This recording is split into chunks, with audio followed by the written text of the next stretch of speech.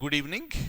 In India, Lok Sabha elections and assembly elections are held once in 5 years. Before the elections, lots of campaigning is arranged by various political parties. During that particular time, the political parties will try to reach to the people by releasing the manifestos. Manifesto means the promises that are made by the political party to the people once they come to the power. On the name of the manifestos,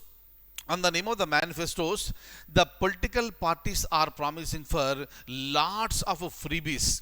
And once they come to the power, they have failed to fulfill their promises that are made in the manifesto. That is the reason why some people have started propagating against this one. Such type of practices like promising freebies should be banned. And on this one, for quite long period of time, lots of discussion is taking place.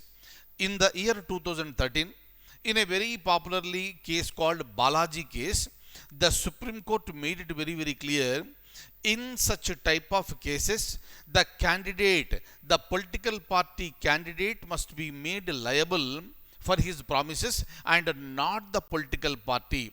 This is what is said by Supreme Court in the year 2013, and after this, so many political parties have started more promises, more freebies to the people if they get elected.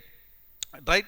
On this one, the Supreme Court very recently, on August 24th, 2022, the Supreme Court has agreed to review the judgment of Balaji case of the year 2013.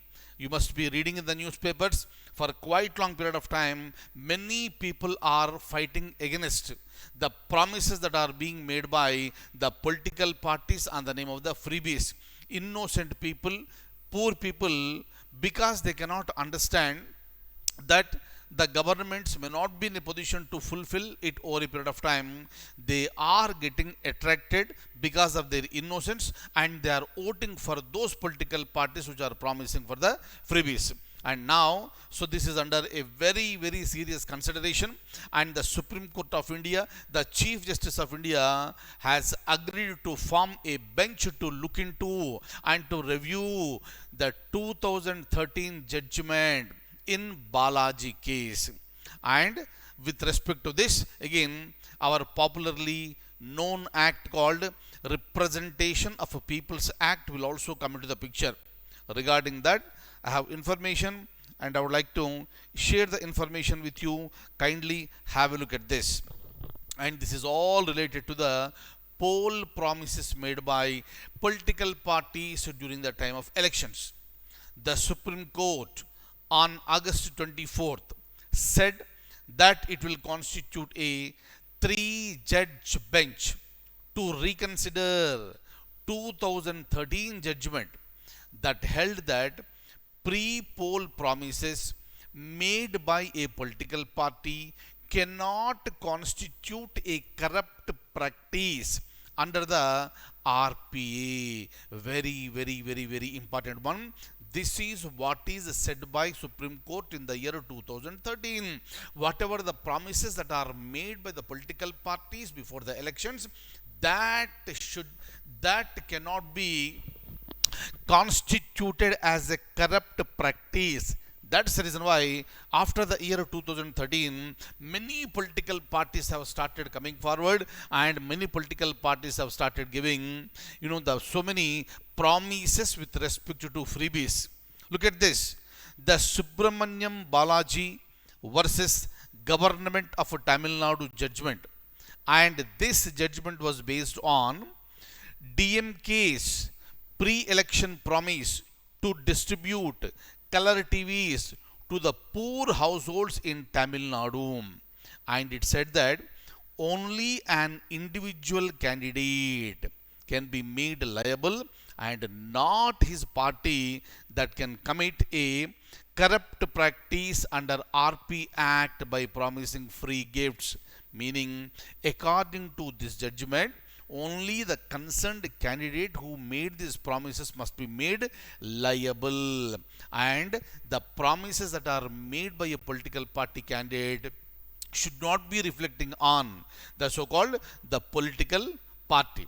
So this is what is said by the Honorable Supreme Court in the year 2013. Now, look at this. The Balaji Judgement, it was given by two-judge bench of Supreme Court, and this judgment came under the spotlight after 9 years when the current Chief Justice of India, Chief Justice Shri N.V. Ramana, he told on August 24th that there cannot be a dichotomy between a political party and its candidate. Meaning, you cannot separate a political party candidate from a political party. Right? Whatever the promises that are made by political party candidate must be seen as the promises made by the party. What the candidates promise is what his party wants him to promise.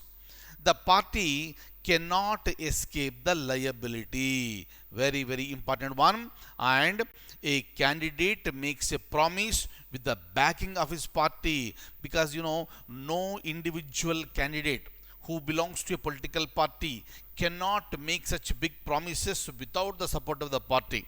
So there can't be a dichotomy between a candidate and his party.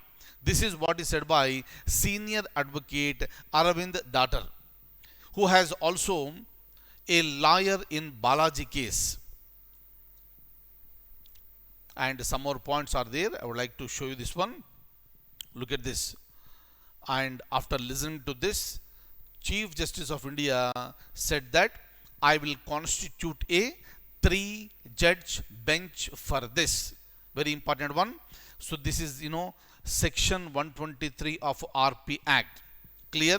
So during this time said that Section 123 of RP Act, Representation of People's Act, which deals with the corrupt practices, the provision says that it is bribery, and thus deemed a corrupt practice if any gift, offer or promise of gratification is made to voters either directly or indirectly by a candidate or his agent or any other person acting on their consent.